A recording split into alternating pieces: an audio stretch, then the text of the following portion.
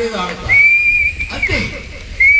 ధైర్య లక్షణ అందాక ఆ ధైర్యమే ఈరోజు సీతారామరాజు ఇంత బాగా చెప్పారని మాకు అందరికీ అనిపించింది. మేము కూడా చెప్పలేము, మేము కూడా మాట్లాడలేము.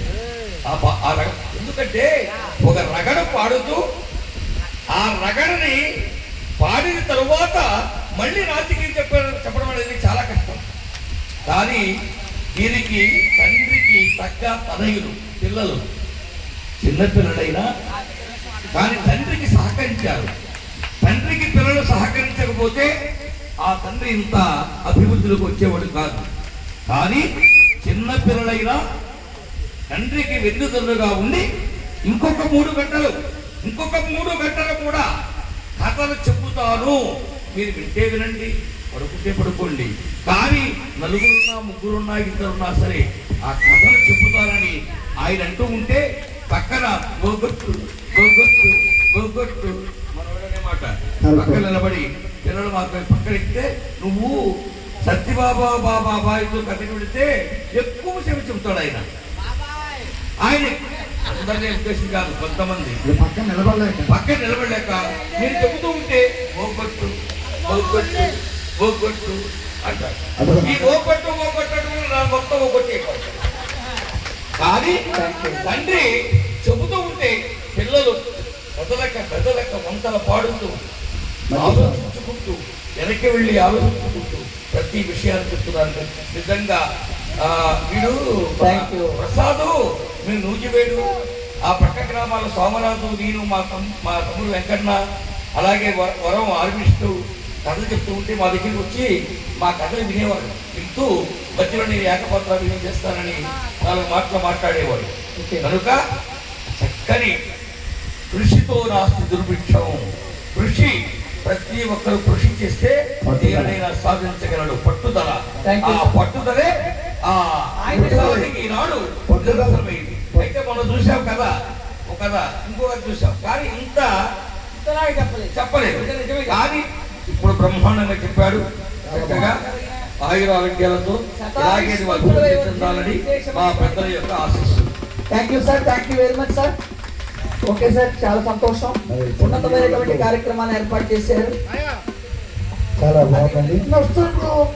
ఇంతసేపు కూడా ప్రతి ఒక్క కార్యక్రమానికి మా బాబా వాక్యాతగా నిర్వహిస్తూ బాబా ఆధ్వర్యంలో కొన్ని కార్యక్రమాలు చేశారు కాబట్టి బాబా కూడా సన్మానం చేయాలని మన శేఖర్ బాబు గారు ఆదేశించారు.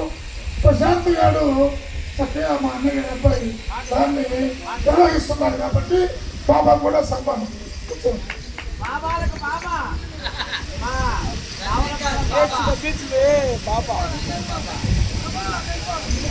బాబా గారికి సన్మానం. ఎందుకంటే ఆయన వాక్యాత అన్నీ తెలిసినవాడు. మాట మాట్లాడితే అది తారా జువ్వలాగా దూసుకుపోతుంది తప్ప ఎక్కడ ఆగదు. అటువంటి బాబాకి సన్మానించుకోవడం అనేది మన యొక్క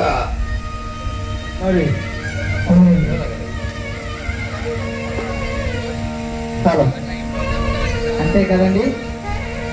బుర్రకథ కార్యక్రమానికి మాకు డప్పు వాయిద్యం అందించినటువంటి మన కృష్ణమావి కూడా ధన్యవాదాలు తెలియజేసుకుంటున్నాం. సత్యకృష్ణ బాబుకి ఎందుకంటే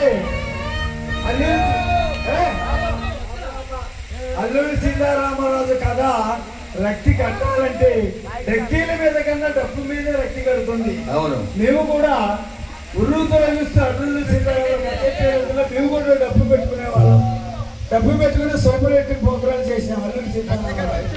అయితే మరి డబ్బు ఉండడం వల్ల బాగా రక్తి కట్టింది.